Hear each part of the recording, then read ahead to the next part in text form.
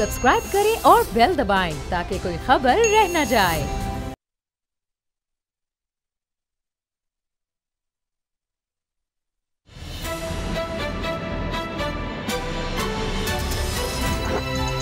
अब पता चला। बिस्मिल्लाहिर्रहमानिर्रहीम, अस्सलाम वालेकुम। मैं हूं मोहम्मद उसामा गाजी और आप देख रहे हैं अब पता चला। आज पूरी कौम मुस्लिम उम्मा का दिल गम से चूर है। आज एक तरफ इस्राएली बर्बरियत है, दूसरी तरफ बेयारो मददगार फ़लस्तीनियों की इस्तकामत है। एक तरफ बेबसी, बेहिस्सी, बेकसी है तो दूसरी तरफ संगदिली, बेरहमी, बेदर्दी है और बेज़मीरी भी है। डूब मरने का मकाम है 57 इस्लामी रियासतें, 57 इस्लामी रियासतें, इनकी 80 लाख के करीब अफवाज, जदीद तरीन असलहा और एटमी हथियार, लेकिन सब के सब बेकार और फ़लस्तीनी जुल्म का शिकार। इसराइल के गजा पर हमलों को 2 हफ्ते होने को आए हैं। इमारतें मलबे का ढेर बन रही हैं, सैकड़ों जख्मी, सैकड़ों शहादतें हैं। फ़लस्तीनी बच्चों की वीडियोस देखी हैं आपने, दिल दहला रही हैं। इनकी अश्कबार आंखें ज़ारो कतार रोती हुई इल्तिजाएं कलेजा चीर रही हैं। लेकिन इस्लामी मुल्कों के हुक्मरान सत्तू पीकर सो रहे हैं। जाने किस मिट्टी से बने हैं ये लोग के मजम्मती बयान से आगे बढ़ने को तैयार ही नहीं। आज पाकिस्तान की कौमी असम्बली में भी फ़लस्तीन पर तोड़े जाने वाले मजालिम की गूंज थी। इसराइल की खबर है कि पाकिस्तान और तुर्की ने मिलकर अक़वाम मुत्तहिदा में फ़लस्तीन के लिए आवाज़ बुलंद करने का फैसला किया है। दोनों मुल्कों के वज़ीर ख़ारजा की जल्द अमरीका रवानगी का इम्कान है। जहां दुनिया में इंसानी हुकूक के चैंपियन बनने वाले अमरीका के घिनौने किरदार ने फ़लस्तीन पर अक़वाम मुत्तहिदा के इजलासों को बेनतीजा ख़त्म करा दिया। ये यकीनन आलमी ताकतों की इसराइली मजालिम की सरपरस्ती है, मुस्लिम दुश्मनी है। इसका हल भी इस्लामी मुल्कों को मिलकर निकालना है। अहम सवाल यह है कि इसका हल सिफारतकारी है या फिर फ़लस्तीनियों पर जुल्म व सितम तोड़ने वाले इसराइल पर मिलकर ज़रबकारी। इस्लामी मालिक की नुमाइंदा तंजीम OIC की तरफ निगाह करें तो दूर दूर तक इसका कोई इम्कान नजर नहीं आता। फिर फ़लस्तीनियों के जख्मों पर मरहम कौन रखेगा? इसराइल की जारहियत बर्बरियत कौन रोकेगा? हुकूमत पाकिस्तान इस हवाले से क्या किरदार अदा कर सकती है? देखना यह है कि क्या सियासत के बखेरों को एक तरफ रखकर अपोजिशन और हुकूमत मिलकर कोई मुश्तरका लाहेमल अपनाते भी हैं या फिर सियासी झगड़ों पर तवज्जो मरकूज रहती है। क्या हुकूमत और नून लीग ECL के झगड़ों और गद्दार के शिकवों और फतवों से बाहर आते हैं या नहीं? तब्दीली सरकार इस मामले पर कोई ठोस लाहेमल अपनाएगी या फिर पार्टी में जहांगीर तरीन की सूरत उठते तूफान को दबाने के लिए जोर लगाएगी? फ़लस्तीन की ज़मीन पुकार रही है कि हम ये पुकार सुनेंगे या फिर सियासत पर तवज्जो मरकूज रखेंगे? आज इसी पर आगाज़ होगा। असद खरल बाबू डोगर साहब मेरे साथ हैं। असद खरल साहब, ये इस वक्त सारी पाकिस्तान में जो तवज्जो है वो है कि शहबाज शरीफ साहब को मुल्क से जाने नहीं दिया जा रहा, शहबाज शरीफ साहब को रोका जा रहा है। एक तरफ वो कंटेम्प्ट ऑफ कोर्ट में चले गए हैं FIA के खिलाफ, हुकूमत ने नाम ECL में डाल दिया है। हुकूमत कह रही है कि जी ये बाहर गए तो ये वापस नहीं आएंगे। यानी सारी तवज्जो अब इस तरफ हो गई है। ये क्या हल है? जब आपको क्या लगता है? मुझे तो लगता है कि शहबाज शरीफ साहब ने चले तो जाना है, ये बस हुकूमत की मजबूरी है कि इस तरह की बातें करेंगे, जी नहीं जाने देंगे। आपको नाज़रीन को भी उसामा साहब याद होगा, डोगर साहब ने बात की, मैंने भी की, जिस दिन ये हो रहा था कि शहबाज शरीफ जनाब ईद वहाँ पे मनाएंगे। ये खबरें चल रही थी, हेडलाइन चल रही थी, फैसला भी आ गया। मैंने क्या कहा था उसको? आपने कहा था अभी एयरपोर्ट का मरहला बाकी है। मैंने कहा कि ईद के बाद भी आपने सब ये कह रहे थे कि ईद वहाँ पर मनाएंगे। मैंने बड़ी कन्विक्शन से कहा कि वो ईद यहाँ पर उनकी मर्ज़ी है कि अगर वो जाना चाहें तो चले जाएँगे, शहबाज शरीफ की मर्ज़ी है। जी। और अगर वो रुकना चाहें, मुझे ये बताएं। एयरपोर्ट पर उनकी मर्जी नहीं चली, चलो ठीक है, मैंने मर्जी नहीं चली। अच्छा, आगे आ गया। शेख रशीद साहब ने कहा कि उनकी डील हुई है या नहीं हुई बाहर आने की बेल के वाले से। मेरा ख्याल है ये जो चीज़ है ना उसामा साहब, ये बड़ी खौफनाक है। क्या उनकी बेल जो है किसी डील के तहत? सुन लें, अदालत ने बेल ली, क्या इस पे क्वेश्चन खड़ा किया जा सकता है? मुझे ये बताएं, क्या हमारा ये इस तरह का कहना क्या इदारों के एहतराम जो है उसके खिलाफ नहीं जाता? बिल्कुल। क्या ये मिसकंडक्ट का मुर्तकिब नहीं होता वो वजीर वफाकी जो बेशक है हुकूमत का, और जो कह रहा है ये मेरे इल्म, उन्होंने हालांकि ये कहा, एग्जनरेट किया उस चीज़ को कि उनके बाहर आने के हवाले से किसी डील का मुझे पता नहीं है, क्या वो डील के तहत आए हैं या नहीं है, उनका मुझे ऐसी डील का कोई इल्म नहीं है। पाकिस्तान के अंदर क्या हम अपनी जो ऑनरेबल जुडिशरी है जो कि इंडिपेंडेंट है और इसमें चीज़ अभी कोई, यानी मीडिया हमारा अल्हम्दुलिल्लाह आज़ाद है, जो कहते हैं जो कदगन की बात करते हैं, मैं नहीं समझता कि हमारा मीडिया जो फ्रीडम ऑफ एक्सप्रेशन है आईने पाकिस्तान हमें देता है, उसको ना पैमरा तलब कर सकता है, ना दुनिया की कोई ताकत या पाकिस्तान की कोई भी हुक्मरान जितना मर्जी जाबर हो, वो मार्शल लॉ हो या सिविलियन डिक्टेटरशिप हो, उसमें कभी कदगन नहीं लगा सकता। उसके लिए अगर लगाएगा तो हमारी आला जुडिशरी जो अदलिया ने सियासी कदगन को ख़त्म किया, अगर पैमरा ने भी इस तरह की जबर का किसी डिक्टेटरशिप में या सिविलियन डिक्टेटरशिप में हमारे ऊपर अगर कदगन लगाई, चैनल्स के ऊपर, प्रोग्राम्स के ऊपर, एंकर्स के ऊपर, तो हमेशा हमें इन्हीं मोअज़्ज़ज़ अदालतों ने पैमरा की रेगुलेटर जो था, जो कि बज़ाहिर तो रेगुलेटर है, इंडिपेंडेंट ऑटोनोमस है, लेकिन आपको पता है वो कठपुतली का किरदार हमेशा बन जाता है। अच्छा छोटा सा डॉक्टर साहब को ज़्यादा टाइम दे दीजिएगा, जो कोई इशू नहीं है। अच्छा, अब मैं चूंकि आपने सवाल किया था, मैं दूसरी तरफ निकल गया। सवाल ये है कि ये जो बात तो क्लियर हो गई, आर्मी चीफ पहली दफ़ा पाकिस्तान की तारीख में कि आर्मी चीफ का मुकदमा आया, और ये जो बिकाऊ मीडिया या सोशल मीडिया ये ड्रामा करते हैं कि जनाब ये इदारे कंट्रोल करते हैं। आर्मी चीफ सिटिंग, अभी भी जो आर्मी चीफ है कमर जावेद बाजवा साहब, उनके हवाले से एक पिटीशन गई सुप्रीम कोर्ट में, सुप्रीम कोर्ट ने पहली दफ़ा उसको कॉग्निजेंस लिया। हालांकि इससे पहले आज तक ऐसी मिसाल नहीं हुई कि कभी कर्नल या ब्रिगेडियर भी वर्दी वाला किसी को तलब किया गया हो या उसके बारे में टेकअप केस हुआ गया, ये किसी भी आर्मी चीफ के बारे में, इसी अदलिया के ऊपर जिनके जजेस के ऊपर तानाजनी की जाती है, उस अदारों को जुडिशरी को बदनाम किया जाता है, जिस तरह अभी शेख रशीद का बयान था, या दूसरी नून लीग कहती है, हम भी अगर कहेंगे तो मिसकंडक्ट का मुर्तबे होंगे। क्या अदलिया हमारी जो उसके ऊपर हम क्वेश्चन खड़ा कर सकते हैं? आज़ादी में कोई शक है? पाकिस्तान की आज की अदलिया की बात कर रहा हूँ जी, वो हाई कोर्ट इस्लामाबाद हो, वो लाहौर हाई कोर्ट ऑनरेबल हो, वो ऑनरेबल बलूचिस्तान हाई कोर्ट हो, ऑनरेबल पेशावर हाई कोर्ट हो, सिंध हाई कोर्ट हो, ऑनरेबल सुप्रीम कोर्ट हो, उसका एक भी जज या इदारों के हवाले से क्वेश्चन खड़े करने के हवाले से तसव्वुर भी कर सकता है कोई बंदा? अगर कर सकता है तो वो चैलेंज दिखाए कि कहाँ पे अदलिया जो है वो कंप्रोमाइज हुई, अंडरमाइन की, या अदलिया अपनी डोमेन से बाहर की। नंबर एक। दूसरा, इदारों को हदूद की बात है। आर्मी चीफ का मुकदमा आया, क्या टेक ओवर कर लिया आर्मी ने? क्या प्रोसीडिंग नहीं हुई? उसको रोका गया। वो पिटिशन आज भी आज़ाद फिर रहा है, आज़ाद फिजाओं में पाकिस्तान के अंदर रह रहा है, उसको किसी सेल में रखा गया है, मिसिंग पर्सन की लिस्ट में मौजूद है। दूसरी बात आ गई मीडिया की कदर की बात है, बोल है जिसको सबसे ज़्यादा, जिसके ऊपर छाप मुख्तलिफ रखती है, इंडियन मीडिया ने उसके बारे में लिखा, हिंदुस्तान टाइम्स ने लिखा, और वही स्क्रिप्ट न्यूज़ में छपता है, बाद में उसको गूगल से अपनी वेबसाइट से गायब करते हैं। एक ही स्क्रिप्ट जो है मुख्तलिफ जगहों पर छपता है। हमारे ऊपर क्या क्या टैग नहीं लगे, हमारा चैनल बंद हुआ, उसकी ज़बान बंदी की उस वक्त भी, उसके ऊपर हमले किए गए, प्रोग्रामों के ऊपर किया गया अटैक, लेकिन अल्हम्दुलिल्लाह हमें किसने इंसाफ दिया? हमारी ऑनरेबल जुडिशरी ने, वहाँ से इंसाफ मिला। आगे आ जाती बात, अब मीडिया की आज़ादी के ऊपर भी बात आ गई कि आज़ाद है मीडिया पाकिस्तान में। इसमें कोई अगर क्वेश्चन खड़ा करता है तो उसके अज़ाइम क्या है?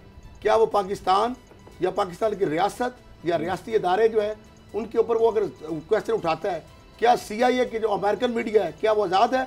क्या बरतानवी मीडिया आज़ाद है? क्या भारतीय मीडिया आज़ाद है? जब पाकिस्तान के खिलाफ वो पागल हो जाता है। इंडियन मीडिया कभी आपने देखा है कि अपनी आर्मी के खिलाफ, अपनी राह की एजेंसी के खिलाफ कभी उसने बात की हो? अपने भारत की रियासत या रियासती इदारों के बारे में बात की हो?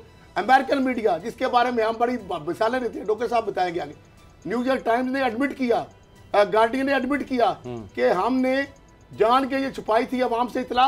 कहाँ गई कि इराक के हवाले से जो डॉक्टर साहब इस पर बात करेंगे, ये फ्रीडम ऑफ एक्सप्रेशन पे, उनका हमें पता था जब ये बात लीक हो गई कि वहां पर जो केमिकल हथियार नहीं थे। अच्छा, डॉक्टर साहब इस पर तफसील से सर, नहीं, फ़लस्तीन के मामले पर जब बात करते हैं, अदलिया की बात है, नून लीग की छोटी सी मैं बता रहा हूँ, चौधरी निसार के हवाले से खबर दे रहा हूँ आपको, तजिया नहीं बल्कि आखिरी वक्त में चेंज हो सकती है। शायद अगर इमरान खान साहब चाहें तो पंजाब के वज़ीर आला वो बन सकते हैं। अच्छा, हाँ, उसके लिए चौधरी बरादर अगर उनके साथ अभी तो हलफ लेने से इनकार है। वो अच्छा, हलफ कल शायद हो जाए, 18 कल है, कभी कह रहे हैं नहीं, ऐसी कोई बात नहीं, शायद कल हो जाए, उनकी मर्जी है ना, वो भी शहबाज वाला मसला। अच्छा, बाबर डोगर साहब, शहबाज शरीफ साहब जा रहे हैं नहीं जा रहे? ECL में नाम, सुप्रीम कोर्ट हुकूमत चली गई है उनको इजाजत देने के खिलाफ, हाई कोर्ट के फैसले के खिलाफ, तो फैसला हाई कोर्ट ने करना है, हुकूमत ने ECL से नाम उधर वो चले गए हैं जनाब कंटेम्प्ट ऑफ कोर्ट में। क्या हो रहा है उसामा साहब? अब ये तो कोर्ट ने फैसला करना है, जैसे खैर साहब कह रहे हैं, यहाँ तो सुप्रीम कोर्ट में मामला चला गया है। फेडरल गवर्नमेंट जो है, वफाक जो है, वो लाहौर हाई कोर्ट के फैसले के खिलाफ इस्लामाबाद सुप्रीम कोर्ट में चला गया है। शहबाज शरीफ ने जो है वो उन्होंने कंटेम्प्ट ऑफ कोर्ट फाइल कर दिया लाहौर हाई कोर्ट में कि उनको ज़बरदस्ती रोका गया, अदालत ने उनको कह दिया था कि वो बाहर जाएं, लेकिन इनको रोका गया। उसामा साहब, ये सारी चीज़ें तो एक तरफ हैं, ये तो मामला जो है सबजुडिस है, ये कोर्ट में जारी बात है कि फेडरल गवर्नमेंट भी जाएगी, वो अपने आर्गूमेंट देगी। फेडरल गवर्नमेंट में आज शेख रशीद जो उन्होंने एक प्रेस कॉन्फ्रेंस भी है, उसने कहा जी हमें तो सुना ही नहीं लाहौर हाई कोर्ट ने, सही बात हमारा मौकफ सामने आया ही नहीं, तो हमारा मौकफ जो है जब तक वो सामने नहीं आएगा उस वक्त तक कोर्ट फैसला नहीं कर सकती। तो वो कह रहे हैं कि अब हम सुप्रीम कोर्ट के सामने अपना मौकफ पेश करेंगे। और उसके साथ एक बंदा है, उसने 7 अरब रुपए की करप्शन की है और उसका ट्रायल कोर्ट में केस चल रहा है, गवाहों की जिरा हो रही है, तो ऐसी सूरत में वो बाहर कैसे जा सकता है। लेकिन इसमें ये भी डिबेटेबल है कि लाहौर हाई कोर्ट ने तो उन्हें मशरूत कंडीशनल कि वो 3 हफ्तों में वापस दी थी। छोटा सा लीगल नुकता, नवाज शरीफ की मशरूती थी 50 रुपए बॉन्ड वाली गारंटी जा रहा है बाहर, वो तो एक नया लाता बहस है। अब मैं बता रहा हूँ लीगल इसके ऊपर क्या है, आप भी और आप नाजरीन के लिए, क्योंकि कोर्ट ने फैसला करना है, सुप्रीम कोर्ट ने अल्टीमेटली, उसके ऊपर मैं प्रेडिक्शन नहीं कर सकता, ना मेरे पास इख्तियार है, ना मेरा हक है एज ए रिस्पॉन्सिबल जर्नलिस्ट। लेकिन गवर्नमेंट, छोटी सी बात, गवर्नमेंट भी कुछ नहीं कर सकती। जब सुप्रीम कोर्ट या हाई कोर्ट कहेगी तो गवर्नमेंट की क्या मजाल है, ऐसे हो सकता है डॉक्टर साहब। अब नहीं किया जाए, ECL में जो नाम आता है ना, एग्जिट कंट्रोल लिस्ट में नाम, ये बात ठीक है कि डल गया, हाई कोर्ट ने कहा था, अब स्टेटस क्या है कि उनका नाम है ECL में, जो उनका फैसला हुआ था वो एक नंबर था मशरूत था, नंबर 1। दूसरा उनका था ब्लैक लिस्ट के अंदर नाम। ब्लैक लिस्ट जो है वो स्टॉप लिस्ट या ब्लैक लिस्ट जो है डिफरेंट कैटेगरी है, वो किसी टाइम भी पाकिस्तान का कोई इदारा भी, उसमें पुलिस, उसमें FIA, उसमें नैब, उसमें SSB, FBR, लेकिन वो उसमें इंटेलिजेंस एजेंसी या जितने भी नैब वगैरह जो भी इदारे, रेगुलेटर, इन्वेस्टिगेशन या कंसर्न जो है इंटीरियर मिनिस्ट्री के थ्रू या डायरेक्ट भी कुछ इदारों के पास इख्तियार है कि वो ब्लैक लिस्ट में किसी बंदे का सस्पिशन, जब उनको ग्रे लिस्ट या जो एक ब्लैक जेट होता है उसका नाम डाल सकते हैं, उसका नाम डाल सकते हैं, और उसके लिए कोई प्रोसेस नहीं होती है, एक टेलीफोन कॉल या लेटर के बगैर लेटर की भी हो जाता है, ताकि बंदे को फौरी तौर पर रोका जाए, नंबर 1। उसके बाद एक प्रोसेस था ECL का, ECL के प्रोसेस का आपको पता है कि वो कैबिनेट पहले होता था, ECL की चिट्ठी जाती थी महकमा इंटीरियर को और फौरन डाल जाता था। अब सुप्रीम कोर्ट ने कहा कि नहीं, ये कैबिनेट का डिसीजन होगा, ECL से नाम अगर कैबिनेट की अप्रूवल से निकलता है तो आ गया टोल। अब ये कंटेम्प्ट का इसलिए है कि छुट्टियों में क्या सरकारी दफातर पहले कभी माजी की तारीख में खुले हैं, फिर ये क्या वहाँ प्रोसेस सर्वर हुआ है, किसी को रिस्पॉन्डेंट को देखें नोटिस के बगैर, आप समझते हैं खुद भी वकील हैं, वो अलहदा बात है, हाई कोर्ट जो भी कर ले हम उसके पे बात नहीं कर सकते।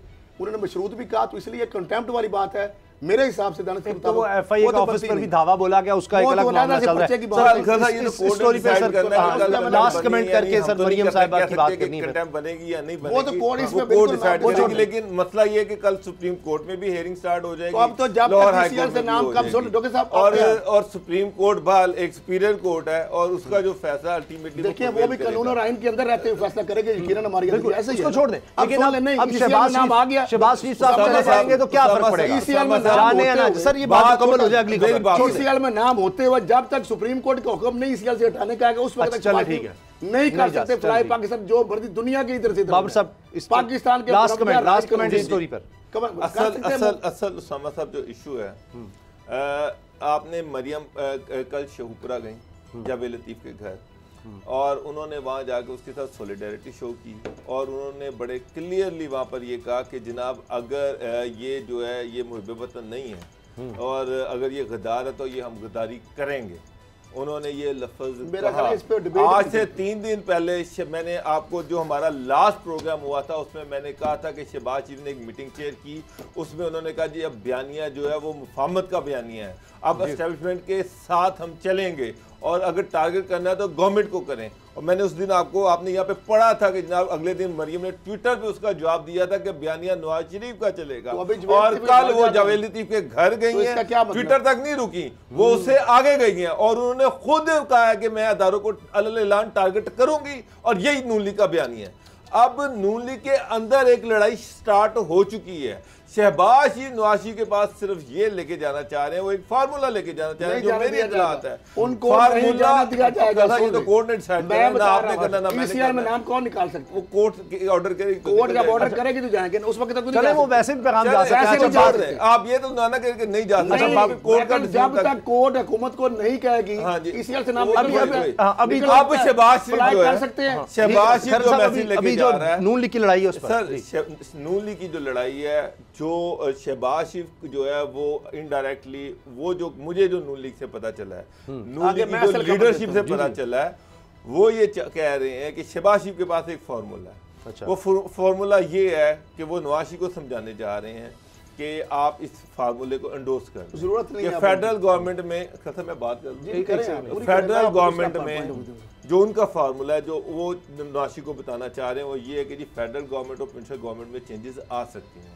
और इस पे कुछ उनको यकीन करवाई गई है। और नहीं सर, वो प्राइम मिनिस्टर के लिए अभी कोई फाइनल नहीं है। प्राइम मिनिस्टर की बात नहीं, पंजाब की बात कर मैं पूरी खबर आ जाए फिर उसके बाद उसमें जो फॉर्मूला है उसमें ये है कि फेडरल गवर्नमेंट में इमरान खान की गवर्नमेंट को उतारा जाएगा और एक कंसेंसस गवर्नमेंट बनाई जाएगी जिसमें तमाम स्टेक होल्डर्स को शामिल किया जाएगा और उसके साथ साथ पंजाब में भी तब्दीली लाई जाएगी और पंजाब में जो तब्दीली होगी, अच्छा ये नहीं अभी फाइनल के प्राइम मिनिस्टर कौन होगा या चीफ मिनिस्टर कौन होगा, ये फॉर्मूला ये बाद में तय किया जाएगा। उसमें शहबाज शरीफ वज़ीर आला पंजाब भी हो सकते हैं। नहीं सर, मैं आपका पॉइंट सर आपके पास जो खबर है हमने सुनी है पूरी एग्रीमेंट पूरी खबर सुनी बोले जब तक आपने क्या जनवानी नहीं मैं जो बात कर रहा हूँ, जो मेरी इत्तलात है उसमें ये भी नहीं है, उसमें बिलावल भी चीफ मिनिस्टर और प्राइम मिनिस्टर हो सकते हैं, उसमें शहबाज शरीफ भी हो सकते हैं, कोई और भी हो सकता है।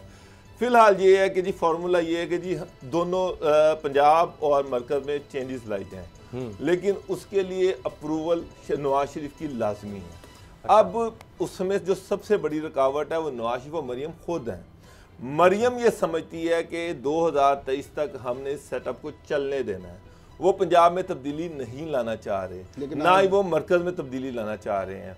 मरियम ये समझती है कि 2023 में अगर इलेक्शन होते हैं तो ये गवर्नमेंट उस वक्त तक इतनी ख़राब हो चुकी होगी कि हम 2/3 मेजोरिटी आराम से ले जाएंगे। अच्छा। और फिर हम जो चाहेंगे वो कर लेंगे। हम अगर नवाज शरीफ को वापस लेके आना चाहेंगे तो वो भी ले आएंगे। तो वो जो है उसका प्रोग्राम और है, वो कतन ये नहीं चाहती कि अगर इंटरम इस तरह की कोई चेंज आए जिसमें शहबाज शरीफ या हमजा शहबाज को कोई मौका मिले कि हमजा शहबाज को कल प्रपोजल आया जाए कि अगर पंजाब में चेंज आती है तो हमजा शहबाज को चीफ मिनिस्टर बना दिया जाए या शहबाज शरीफ को चीफ मिनिस्टर बना दिया जाए। वो इस चीज़ के खिलाफ है। मरियम नवाज इस चीज़ के खिलाफ है। वो ये चाह रही है कि गवर्नमेंट खुद गिरे और जब गिरे तो कोई नेशनल गवर्नमेंट ना बने बल्कि इलेक्शन की तरफ जाएं और उसका ये ख्याल है। मरियम ये सोच रही है कि हम 2/3 मेजोरिटी ले जाएंगे, हमें कोई नहीं रोक सके। तो वो ये समझ रही है। अच्छा, अब आगे क्या होता है मुझे नहीं पता, लेकिन नून लीग के अंदर दो बयानिए चल रहे हैं। एक शहबाज शरीफ है जो ये चाह रहे हैं कि हम मुफाहमत करें और मुफाहमत के जरिए से हम गवर्नमेंट में एस्टैब्लिशमेंट का हिस्सा बने और उनके साथ आगे गवर्नमेंट में दाखिल हों और उसके बाद मामला को आगे लेके चलें। लेकिन ये चाह रहे हैं, ये जो तजवीज़ है अभी तक मरियम को कबूल ये सारा उनका ये वजह है कि मरियम शहबाज शरीफ को स्पेस नहीं दे रही। वो जितना ये कह रहे हैं कि एस्टैब्लिशमेंट के खिलाफ ना बोलो, वो उतना ज्यादा एस्टैब्लिशमेंट के खिलाफ बोल रही हैं। उनका ये ख्याल है कि मैं उनको अंडर प्रेशर करूंगी और अपनी डिक्टेशन अपनी टर्म पे उनको मनवाऊंगी। अच्छा, अब बाबर डोगर साहब, ये तो आपने बड़ी जबरदस्त खबर भी दे दी और पूरा तजिया भी उसका अहाता भी कर दिया। असद खरल साहब, ये गद्दारी तो हम करते रहेंगे। जो उसने कहा है कि पाकिस्तान ना रहे, मरियम नहीं है तो पाकिस्तान नहीं है। गद्दारी सर्टिफिकेट बांटने के ना उस पर ना डिस्कस करता हूँ, ना किसी को गद्दार करना जी, नाम उसके हक में ये छोड़ दें उनका। मरियम साहब नहीं, आप ये भी जायज समझते हैं कि अगर मरियम को कुछ हो गया तो पाकिस्तान। डोगर साहब ने एक पॉइंट ऑफ दिया जी, आप मैं दूसरा पॉइंट आपने कहा खबर में दे रहा हूँ, ख्वाहिश नहीं है, तजिया नहीं। आप लिख लें जरा, आज की डेट क्या है जी, लिख लेना, क्योंकि फिर और क्या कि मैंने पहले बता दिया। 17 मई बरोज पीर सोमवार, आज की डेट नोट हो गई। एक तो यह है कि शहबाज शरीफ साहब को नवाज शरीफ से कोई परमिशन लेने की जरूरत नहीं है। अभी ईसीएल में नाम डाल गया, सही है या गलत है मैंने फैसला नहीं करना। हाई कोर्ट ने पहले कंटेम्प्ट का जो भी फैसला उसने करना है। उसके बाद सुप्रीम कोर्ट में जब ईसीएल में नाम डाल गया तो जब तक सुप्रीम कोर्ट नहीं हुक्म देगी, हुकूमत अपनी मर्जी से निकाल सकती, मैं उसको कुछ नहीं कह सकता। आपको पता है निकलते रहे नाम, वो तो मे बी हाई कोर्ट की नहीं, हाई कोर्ट की कंटेम्प्ट ऑफ केस के दौरान हुकूमत ईसीएल से नाम निकाल दे कि वो अगर कोर्ट कहे कि आपने हमारी ऑनर नहीं, ये कोर्ट के और हुकूमत के टाइम कम है 2 मिनट। जब ईसीएल में नाम जब तक है उस वक्त तक शहबाज शरीफ साहब बाहर नहीं जा सकते। वो हाई कोर्ट सुबह हुक्म दे दे कि जनाब ईसीएल में नाम और कंटेम्प्ट में बुला सकती है, उसकी मर्जी है, मैं तो नहीं कुछ कह सकता। हाँ, उसके बाद सुप्रीम कोर्ट में जब हुकूमत जाती है और उसको रिस्पोंडेंट नहीं बनाया गया, यहाँ पे मैं तो यही दानिश में पढ़ा है, बड़ा छोटा अदना सा तालिब इल्म हूं कि पार्टियां जाती कि जनाब हमें सुना नहीं किया, आम पार्टी, वो तो स्टेट है, रियासत है। उसके बाद हाई कोर्ट के लेवल पे भी वो मामला अगर हाई कोर्ट करती है कि गवर्नमेंट को कंटेम्प्ट में भी बुला लेती है, ठीक है, और फौरन कहती है इनको मशहूर जो भी अप्लाई करने दें, ईसीएल से नाम निकालें, आपने क्यों डाला है, तो वो तो हाई कोर्ट ने फैसला करना है, मैंने तो नहीं करना। उस पर सुप्रीम कोर्ट अगर उनको रिस्पॉन्डेंट का तो हक है, आम जो समझते हैं सुप्रीम कोर्ट में आगे फॉरम में अगर चली जाएगी हुकूमत या जाती है तो फिर वो फैसला सुप्रीम कोर्ट ने करना है। इसके लिए दिन भी प्रोसेस एक दिन में भी हो सकता है। अब ये है कि शहबाज शरीफ जो है ना वो और चौधरी निसार और चौधरी बिरादरान अगर ये मिल जाते हैं, मेरा एक पॉइंट ऑफ व्यू है, तो वज़ीर आला पंजाब जो है इसीलिए रुका हुआ था उनका हलफ, और कल भी हो सकता है, परसों भी हो सकता है, 4 दिन बाद भी हो सकता है। ये उनकी मर्जी और आगे इन्वायरमेंट हालात के ऊपर है कि चौधरी निसार अली जो है अगर चौधरी एग्रीड करते हैं उस पर, या चौधरी बनते हैं, चौधरी निसार बनता है, कौन वज़ीर आला बनता है, या इमरान खान साहब की मर्जी है ना कि वो अगर इसके पे कहते हैं कि ठीक है जी मैं असम्बलियाँ तोड़ देता हूँ, तो फिर तो कुछ नहीं हो सकता ना। वो भी उस वक्त तक जब अदम एतमाद की मूव से पहले, अगर अदम एतमाद की मूव आ जाएगा और बड़ी तेज़ी से चीज़ें एकदम तब्दील हो। अच्छा, जब कौमी असम्बली में अदम एतमाद की मूव हो जाती है, अच्छा, उसके बाद यह है कि कोई असम्बलियाँ नहीं तोड़ सकता। डॉक्टर साहब अगर मैं गलत हूँ तो सारे करेक्शन करते जाइए। इस तरह पंजाब अगर असम्बली के अंदर अदम एतमाद की मूव आ जाएगी तो उस वक्त पर असम्बलियाँ तोड़ने का इख्तियार गवर्नर या प्राइम मिनिस्टर वो एडवाइस और प्रेसिडेंट और सारा आगे जो चीज़ें खत्म हो जाती हैं, सलब हो जाती हैं चीज़ें मूव, और ये चीज़ें बड़ी तेज़ी से आएंगी। उसके लिए ये है कि डीलें मुख्तलिफ आपस में चल रही हैं। मरियम साहब इसलिए परेशान हैं, डिस्परेट हैं। नवाज शरीफ साहब लिख लें, वो अल्ताफ पार्ट 2 में कितनी देर पहले कह रहा था, वो खत्म हो चुका, किस्सा पारी ना हो गया। मरियम साहबा बयानिया नवाज शरीफ का चले जाएगा, ये भी लंदन जाएगी, इधर दो ताई जो बिल्ली को चिचड़ो खाब है, कहानी खत्म हो गई। आपको लगता है मरियम साहब बाहर जाएंगे, बाहर जाने की हमजा शहबाज बनते हैं, कोई मैटर नहीं करती वो, ना नवाज शरीफ ना मरियम, मेरे हिसाब से नहीं मैटर करती। बहुत बड़ा कद उनका, क्राउड पुलर हैं, ठीक है, नवाज शरीफ का वोट बैंक है, शहबाज शरीफ का वोट बैंक नहीं है, लेकिन डिलीवरी शहबाज शरीफ की है। चौधरी निसार ने खास वजह से अलावा अपना रोका हुआ है। इमरान खान साहब आपको पता है FC में कॉलेज उनको क्लास फेलो में बड़ी उनकी फ्रेंडशिप भी है। शहबाज शरीफ और चौधरी निसार ऐसे हैं, एक हैं। मैंने कहा था नून लीग है ही नहीं कहीं, डॉक्टर साहब के मुताबिक है, उनकी ख्वाहिश है ना, वो समझते हैं, ठीक है ना। शहबाज शरीफ क्राउड पुलर नहीं है, मरियम साहबा क्राउड में 22 नहीं हूँ, नवाज शरीफ का वोट बैंक है। डिलीवरी शहबाज शरीफ की 13 से यानी 8 से 13 तक, लोगों से 8 से 13 तक शहबाज शरीफ नून लीग में एक चीज बड़ी क्लियर है। हाँ जी, अगर तो शहबाज शरीफ नवाज शरीफ को कन्विंस कर लेते हैं तो बहुत जरूरत नहीं है आप डॉक्टर साहब। अगर शहबाज शरीफ नवाज शरीफ को कन्विंस नहीं कर सकते तो बयानिया नवाज शरीफ का चलेगा, नवाज शरीफ के साथ वो लॉयल रहेंगे, चाहे जेल में जाना पड़े।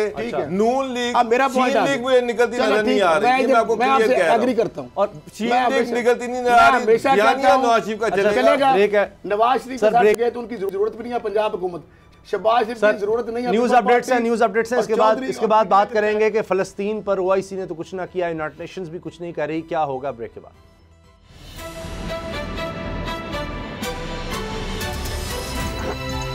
अब पता चला,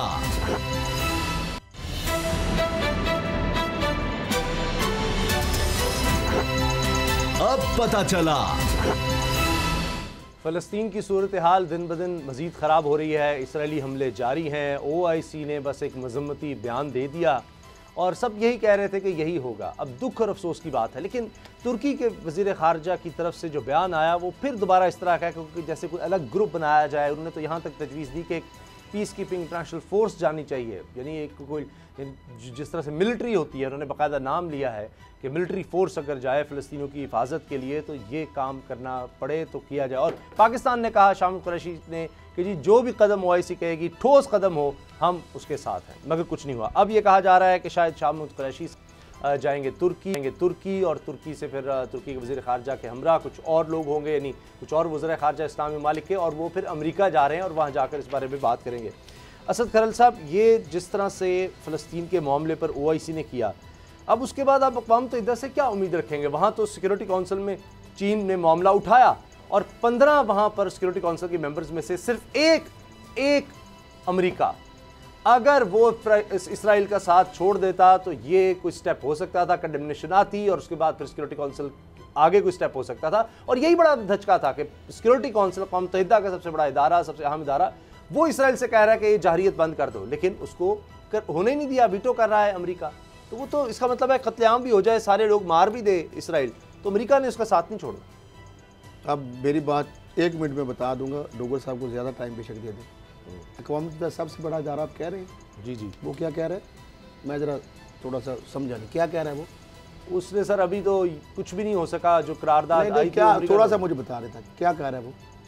जो 14 ममालिक है उन्होंने कंडेम किया इसराइल। 14 ममालिक जी ठीक है, यूएन भी मजम्मत कर रहे हैं। जी जी अच्छा ठीक है, बात जरा समझिएगा। यही चीज़, यही इन्वायरमेंट इसराइल के ऊपर बमबारी हो रही होती तो यूएन कहता तो क्या होता, करारदाद पे फौरी अमल दरामद हो जाना।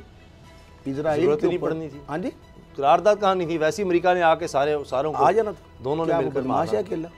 यूएन कठपुतली है, पपेट है, इसको इदारे को बंद कर देनी चाहिए। पहली बात तो इसके ऊपर क्रॉस लगा दें सर, एक अमेरिका की वजह से। वो एक तो इदारा है जहाँ पर जाकर एक इदारा, उस इदारे को क्या करना है, जो इदारा अपनी बात पे अमल दरामद नहीं करा सकता, यही इदारा इसराइल पे आज ये सुन रहे, इसकी तो करारदाद है, करारदाद जो आज तक अमल नहीं हो सका ना, मकबूजा कश्मीर पर एक करारदाद उसको डस्टबिन में फेंक दें, ऐसा इदारा जो अपने करारदाद पर। हमें फैसल ईदी साहब ने ज्वाइन किया है, फाउंडेशन के सरबराह हैं। फैसल भाई बहुत शुक्रिया आपके वक्त का। ये फरमाइए कि फ़लस्तीन बड़ी मुश्किल में है और एक दफ़ा फिर आप सामने आए हैं और आप कोशिश कर रहे हैं कि वहाँ पर जाएँ, क्या अभी सूरत हाल वहाँ पर पता चल रही है? आप एम्बुलेंसेज और दवाइयाँ लेकर वहाँ जाना चाह रहे हैं, किस तरह पहुँचेंगे वहाँ पर?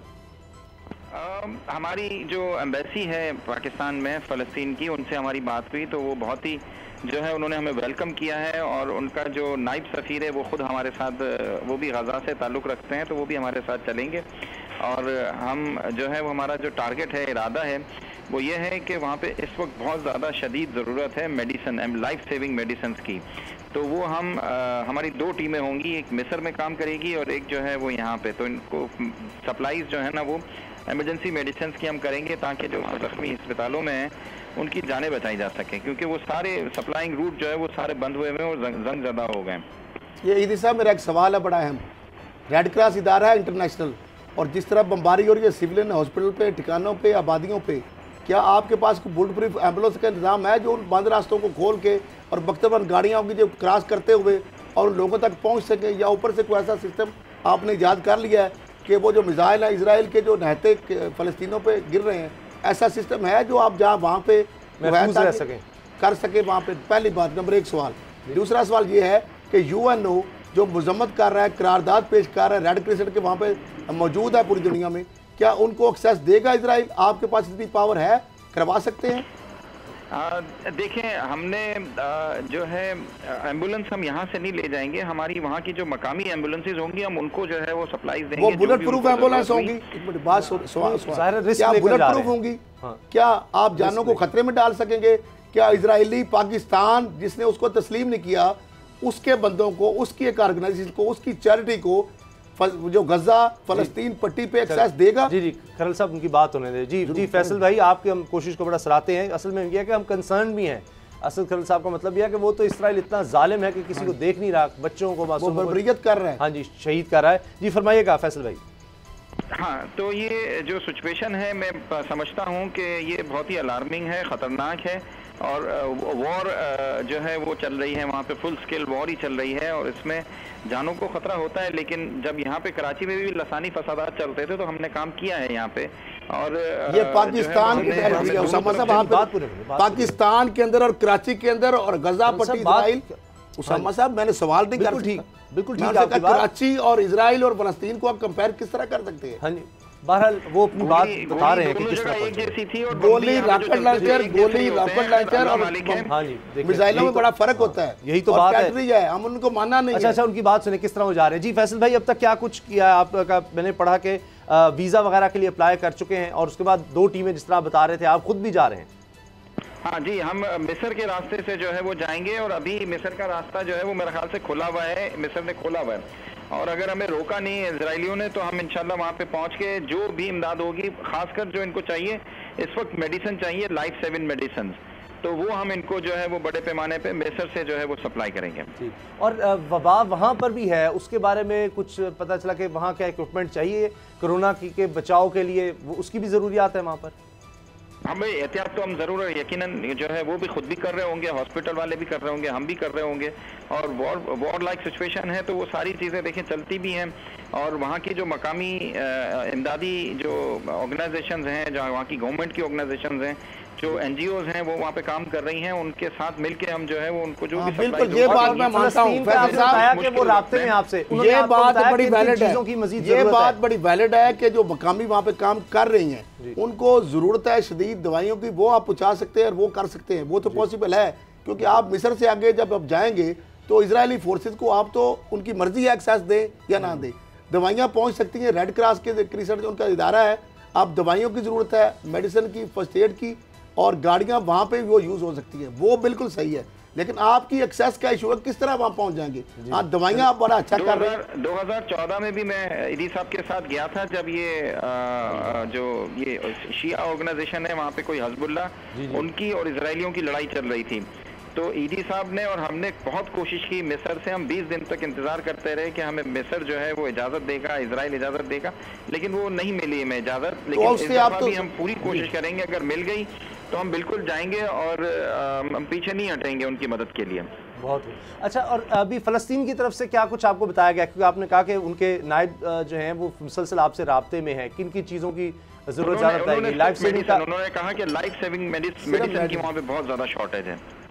जी चलें, बहुत बहुत शुक्रिया आपका फैसल ईदी साहब, आपने हमें वक्त दिया। हम आपकी इस कोशिश को, इस जज्बे को सराहते हैं कि एक दफ़ा फिर ईदी फाउंडेशन जिस तरह से आगे आ रही है और इन्होंने अप्लाई कर दिया हुआ है, और उम्मीद है कि इस्लामी मालिक और OIC क्या कर रही है? कुछ नहीं, ये साहब क्या कर सकते हैं? वो जाके सर जो वो कर सकते हैं जा नहीं सकते उसामा साहब, आप वहाँ पे एक्सेस नहीं है, आप पहले भी नहीं जा सकते, पाकिस्तानी को तो घुसने नहीं देते, मिस्र नहीं आपको परमिशन देगा, इजराइल के डिजायर के खिलाफ मिस्र जाएगा, इतनी उसकी औकात है, बेशक इस्लामी मुल्क है। मेडिसिन के लिए कोशिश तो फिर कर तो रेड क्रॉस इदारा है ना, UNO है ना, दवाइयाँ वहाँ पे पहुँचाएं, वहाँ आगे कराएंगे, इनको नहीं एक्सेस देंगे, वो बेहिस हो चुके हैं। अब अगर कोई उस वक्त 2014 में नहीं, सब बात कर रहे हैं 2014 में एक्सेस नहीं दी, अब कैसे देंगे? इस्लामी ममालिक हैं, 57 डूब मरने का मकाम है। तो ये सारे जो इजराइल के पास है, ये ऑफिशियली OIC जो है ऑफिशियली ये अनाउंस करे कि जनाब हम मिस्र के रास्ते से हम जो भी कर सकते हैं हम करेंगे, हम मेडिकल एड पहुंचाएंगे और उनको वहां पर एंटर होंगे। ये इनको खुद डिसाइड करना चाहिए। OIC की जो इन्होंने जो 40 मुल्कों की फौज बनाई हुई है, ये फौज जो उसको टास्क दें। सऊदी अरब के पास दवाइयों की कमी है, सऊदी अरब दे दवाइयाँ, कुवैत दे दवाइयाँ, अरब कंट्रीज है ना, UAE है, वो दवाइयाँ दें, मिस्र और जितने मालिक हैं वो दवाइयाँ दें, टर्की दवाइयाँ दे, दवाइयाँ से कौन? लेकिन बात यह है पाकिस्तानी किसी ऑर्गेनाइजेशन को आप कह वार लाइक सिचुएशन में खुद कह रहे थे कि 2014 में हमने एक छोटी लड़ाई थी तो हमें एक्सेस मिस्र नहीं दी। मिस्र कौन, इस्लामी मुल्क है कि गैर इस्लामी मुल्क है? सारे तो आपके पपड़ बने हुए इसराइल के, डूब मरने का मकाम है, 57 इस्लामी मालिक है, उनके ऊपर बात आप नहीं कर रहे। पाकिस्तान जाने देगा वो आपको? अब पाकिस्तान को एक्सेस दे के वो कहकर ये ISA के बंदे हैं, यही कहेगा ना इजराइल कि जनाब ये मेडिसिन की आड़ में ISA के बंदे आ गए, कहेगा ना? इंडिया में जाने देता है। ईदी साहब ने इंडिया को ऑफर की, उन्हें बुलाया इनको, इंडिया ने बुलाया इनको, मेडिसिन की ऑफर की ना, गाड़ियों की, यहाँ पे तो बीमारी नहीं हो रही भाई, इंडिया आपको अदली दुश्मन है, वो नहीं दे रहा, वो नहीं दे रहा एक्सेस। ईदी साहब को तो वैसे पूरी दुनिया जानती है, वो दुनिया ईदी साहब को जानती है, वो गए हैं, इनकी ईदी साहब की तरफ से वो जान जोखिम में फैसल ईदी साहब जा रहे हैं। लेकिन बाहर जो इजरायली जो गुंडे हैं वहां पे सड़कें उन्होंने मिस्र का बंद किया हुआ रास्ता, जी जी, तो वहां पे उनसे ये बीमारी तो नहीं कर सकते, देखे ना, लड़ाई तो नहीं कर। रेड क्रॉस वहां पे है, लोकल है, उनको दवाइयां हर एक को देनी चाहिए। हमें तमाम जो बिल्कुल ठीक है, 57 इस्लामी ममालिक में 27 दवाइयां, तो 57 दवाइयां अरबों की दे सकते हैं। OIC का वर्चुअल इजलास, चलो अब OIC की बात, उसका कोई हल नहीं था। आज मैं नेशनल असेंबली में तकारीर सुन रहा था, तकरीरों से आगे कोई हल नहीं है इनके पास, या सोशल मीडिया इजराइल के साथ मिले हुए हैं आगे मुसलमान डॉक्टर साहब, कोई हल नहीं। सऊदी अरब 4 ममालिक कह रहे कि हम जाके UNO में तकारीर करेंगे, UNO में एक करारदाद तो ये पास नहीं करवा सके, उसमें USA ने उसको वीटो कर दिया। आज उसने यहाँ तक ये भी कह दिया कि जनाब इसका कोई हल नहीं, इमीडिएट सीज फायर को अमेरिका ने सीज फायर वीटो कर दिया। तो UNO ने अमेरिका से क्या कह दिया? जंग को वो रोकने भी डॉक्टर साहब, एक मुल्क, आप मुझे एक बात बताएं, उसका UNO क्या कर रहा है? इस्लामी ममालिक हैं, इराक देख लें, शाम देख लें, लिबनान देख लें, अमेरिका ने जहाँ अफगानिस्तान देख लें, वहां पे जहाँ पे भी उसने अटैक किया, उसने किसी वीटो को देखा? जहाँ पे उसने दिल किया उसने अटैक कर दिया। आज हमारी ये बेबसी है कि हम उनको फर्स्ट एड भी नहीं दे सकते। सऊदी अरब दवाइयां दे सकता है, OIC और इतने सारे इस्लामी ममालिक हैं, ये उनको दवाइयां भी नहीं दे सकते। दे सकता है ना, मुतहदा अरब दे सकता है, उसको कोई नहीं रोकेगा, तो दे, उसके पास अरबों रुपए है, सऊदी अरब दे सकता है, अपने मुसलमान भाई मर रहे हैं ना, हम ये कर बमबारी करेगा। एक मिसाइल आज गिर जाए इजराइल की टेरिटरी में, उसी वक्त अमेरिका वहां पे हमला भी कर देगा और यूएनओ फिर मजबूती करारदाद करता अभी तो रॉकेट चंद गिरे तो उन्होंने देखे कितने लोग कर दिए। ब्रेक का वक्त है, ब्रेक के बाद बात करेंगे कि फिर हुकूमत के लिए खतरा नजर आ रहा है। जहांगीर तरीन साहब फिर एक्टिव हो गए हैं और पंजाब और शो कर रहे हैं। क्या ब्रेक के बाद बात होती है।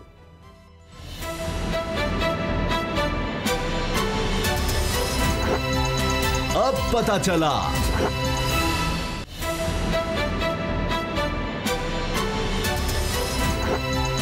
अब पता चला।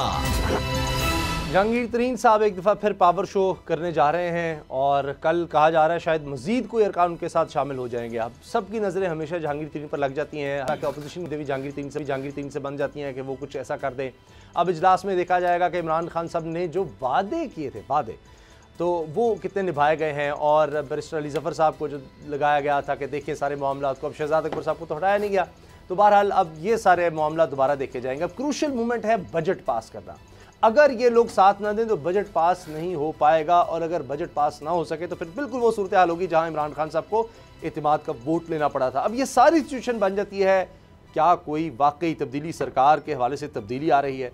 असद खरल साहब के पास इस हवाले से खबरें हैं। पंजाब में क्या सेटअप बन सकता है, क्या प्लानिंग हो रही है, क्या चल रहा है, क्या नाम डिस्कस हो रहे हैं? जी असद खरल साहब। देखिए जी, नामों वाला जो होता है ना, धमकीरी छोड़ना, इसकी बात है। और ये रहा इस वक्त पंजाब के अंदर people's party already openly announce कर चुकी है कि हम तहरीक जमीयत अगर लाएंगे तो पंजाब से शुरू करेंगे, जिसको डोगर साहब पूरा तफसीलें बता चुके हैं कि हम नहीं तो कुछ नहीं। ठीक है, जब सनम हम डूबेंगे तुम तो लेटेंगे। अब शायरी मेरी इतनी अच्छी नहीं है, सीधा शेयर कर दीजिएगा। हम तो डूबे हैं सनम, हाँ जी, तुमको ले डूबे। अब नवाज शरीफ साहब ताहलियात नाहल और मरियम साहबा के साथ केसेस और जमानती और सारे मसले हैं, ना वो MNA है ना MP हैं। अब अगर MP हैं वो हमजा शहबाज, अपोजिशन लीडर कौन है? हमजा शहबाज। कौमी असम्बली अपोजिशन लीडर कौन है? शहबाज शरीफ। नून लीग के सदर कौन है? शहबाज शरीफ। अगर वज़ीर आज़म की बात आती है तो बेनिफिट कौन होगा? शहबाज शरीफ। या शाहिद का खान अब्बासी जो ये कहते हैं, शाहिद का खान अब्बासी ने अकेले तो नहीं बन जाना, वो तो जब अलायदे ही हो जाएगा। आप पंजाब के अंदर अगर बनना है तो कुछ नहीं बनना है, या पीपल्स पार्टी उनका जी हम वज़ीर आला के ख्वाहिशमंद नहीं है, नंबर 1। ठीक हो गई। दूसरी बात हो गई हमजा शहबाज, उन्होंने यहाँ तक पीपल काट के हमजा शहबाज भी आ जाए तो हमें कोई इतराज़ नहीं, लेकिन उन्होंने हमने हमजा शहबाज का वर्ड यूज़ किया था, आपको याद होगा शायद आपको। पीपल्स पार्टी तो हमजा को सपोर्ट कर रही है। नहीं सपोर्ट कर रही है, बात आगे की बात है, क्योंकि ये जो पंजाब के अंदर सेटअप बन रहा है ना, ये इमरान खान साहब की मर्जी से बनेगा। ये आपके लिए अब नॉर्मल खबर होगी। वज़ीर आज़म इमरान खान साहब की कॉन्सेंट से, उनकी ख्वाहिश के मुताबिक, उनकी मंजूरी से, प्रायर परमिशन से अगर वो इजाज़त देंगे तो बनेगा। सिनेरियो क्या बनेगा? उसके अंदर पीपल्स पार्टी होगी, पाकिस्तान पीपल्स पार्टी होगी, उसके अंदर पाकिस्तान तहरीक इंसाफ होगी और काफ लीग होगी। ये 3 जमातों की एक मखलूत हुकूमत बनेगी। ऑलरेडी पंजाब में पीपल्स पार्टी को सॉरी काफ लीग तो पहले साथ है, तहरीक इंसाफ साथ है ना। अब पीपल्स पार्टी ऐड होने जा रही है, ये ऐड होने जा रही है। ये मैं जो बात का आप देख लीजिएगा 17 मई आज। और वज़ीर आला उस्मान बुज़दार नहीं। अच्छा हाँ जी, वज़ीर आला उस्मान बुज़दार नहीं। इसके लिए मेरा ख्याल है 2 चीज़ें हैं। ये अब चौधरी बिरादरान के ऊपर डिपेंड करता है। अगर वो NOC दें, या तो चौधरी परवेज़ अली खुद वज़ीर आला, वो कहने वो उम्मीदवार नहीं हैं। चौधरी निसार जो है वो इमरान खान साहब के क्लास फेलो हैं, FC के, उनके बड़े दोस्त भी हैं, और एक ख़ास वक्त के लिए उन्होंने अपना हलफ रोक के रखा हुआ है। वो कल भी ले सकते हैं या किसी वक्त भी, क्योंकि ये जहांगीर तरीन साहब का पावर शो की बात कर रहे हैं ना। आपको पता है पहले जब ये गए थे तो नून लीग के लोगों ने बेपरकियाँ उड़ाई थी, राना सनाउल्लाह वगैरह ने और लोगों ने, कि जहांगीर तरीन का नवाज शरीफ से रब्ता हुआ है। मैंने कहा था ये गलत बातें हैं, वो कभी इमरान खान साहब को नहीं छोड़ेंगे। साबित हो गई, उन्होंने तरदीद फ़ौरन कर दी। उसके बाद शैला रज़ा ने एक ट्वीट किया कि वो जरदारी साहब को मिलने आ रहे हैं। मैंने आपको कहा था कि वो कभी भी PTI नहीं छोड़ेंगे। अब ये आपके लिए अब नॉर्मल खबरें लग रही हैं। अच्छा, उसके बाद जरदारी और चौधरी बरादरन का रब्ता, बिलावल भुट्टो जरदारी, चौधरी बरादरन कभी भी सरदार उस्मान बुज़दार को या PTI को या इमरान खान को 2023 के इलेक्शन तक डिच नहीं करेंगे। ये बात मैं आपको तय कर। अच्छा सुन लें, अब डॉक्टर साहब पूरी बात कर लीजिए। पार्टी को तो आपने कैबिनेट में लिया। अच्छा, पीपल्स पार्टी मिनट और अच्छा पीपल्स पार्टी कैबिनेट में आएगी, फिर आप दीजिएगा। पीपल्स पार्टी आएगी कैबिनेट में, वजारतें शायद ले या ना, उसकी मर्जी है, शायद ना ले भी सकती है।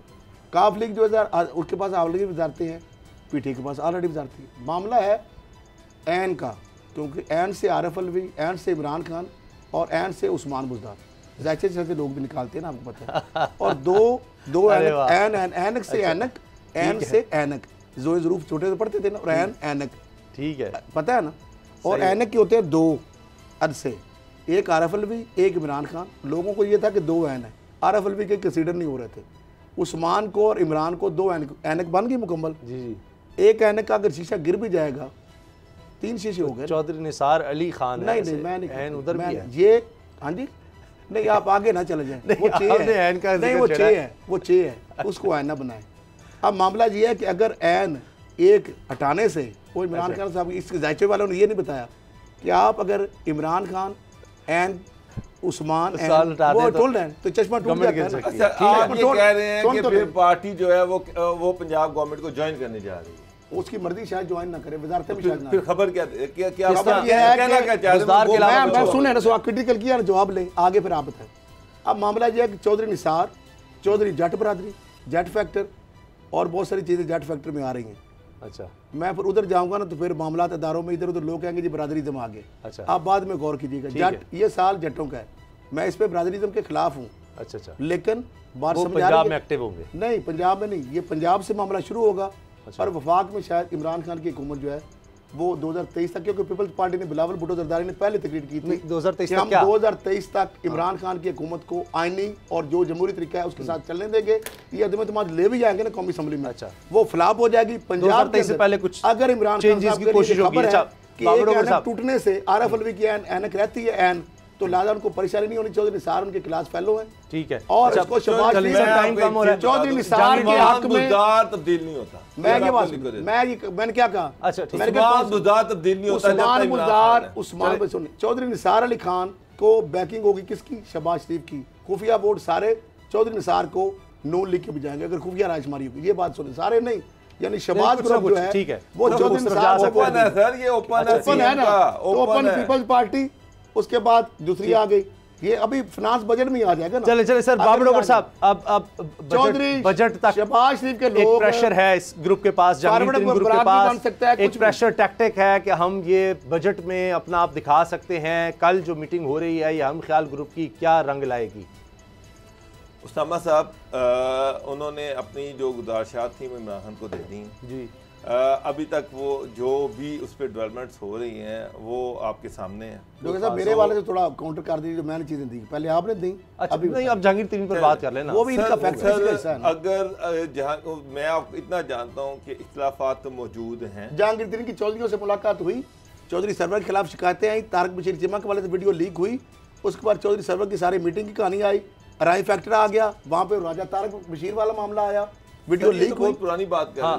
अभी रिसेंटली अब क्या होना है? अब क्या होना है सर? क्लोजिंग का टाइम हो रहा है। रिसेंटली मुझे जो लग रहा है कि अब ये इमरान खान पे प्रेशर बढ़ता जाएगा। अच्छा, जहांगीर तीन के हवाले से इमरान खान पे प्रेशर बढ़ेगा, और ये जो शहबाज शरीफ एक फार्मूला लेके फिर रहे हैं, वो तो ये भी कह रहे हैं कि जहांगीर तीन जो उस फार्मूले में उनके वो कहते रहे जहांगीर तीन इमरान खान के साथ रहेगा। ये खबर साहब कुछ भी हो सकता है, इमरान खान को कोई चीज आखिर नहीं है। जो बजट नजदीक आता जाएगा आप देखेंगे कि अलाइनमेंट्स आपको बड़ी क्लियर बिल्कुल possibility can not be ruled out. अगर पीछे हटना होता तो तक हटना चाहते। सियासत में कुछ भी हो सकता है। इमरान खान ने अगर ये प्रेशर ग्रुप या जहांगीर तीन इमरान खान को स्पेस देनी होती तब तक देर इमरान खान स्टैंड लेके लिया हुआ है उन्होंने यहाँ तक कहा कि अगर किसी ने मुझे ब्लैकमेल किया तो मैं असेंबली तोड़ूंगा। उससे पहले आ जाएगी, ऐसी नौबत नहीं आएगी। अगर इमरान खान ये गुज़ों में है ना कि मैं असेंबलियां तोड़ दूंगा, तो इमरान खान फिलहाल आप इमरान खान की जो लास्ट स्टेटमेंट आई है वो भी देख लो। बता फिर कहा कि चीनी माफिया को मैं माफ नहीं करूंगा। माफ तो मैं ये उसके बावजूद वो सीधा इशारा जहांगीर है ना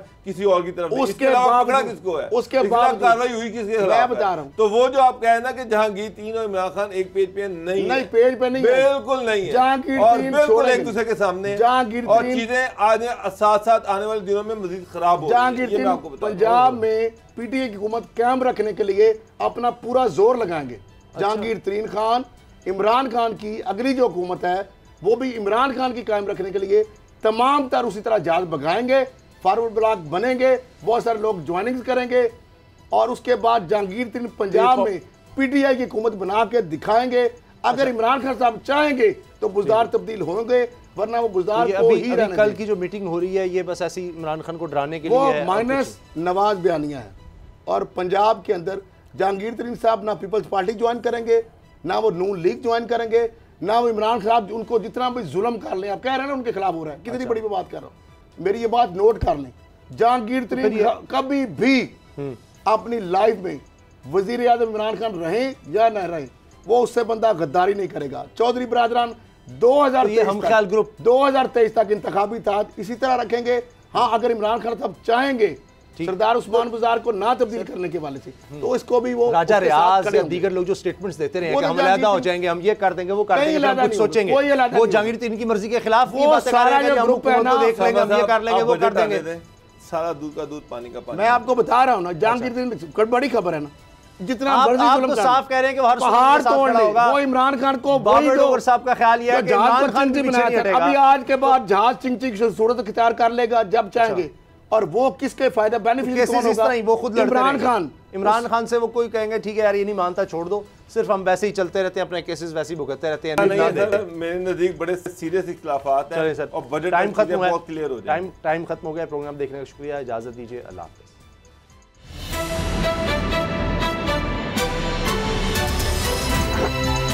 अब पता चला। सब्सक्राइब करें और बेल दबाएं ताकि कोई खबर रह न जाए।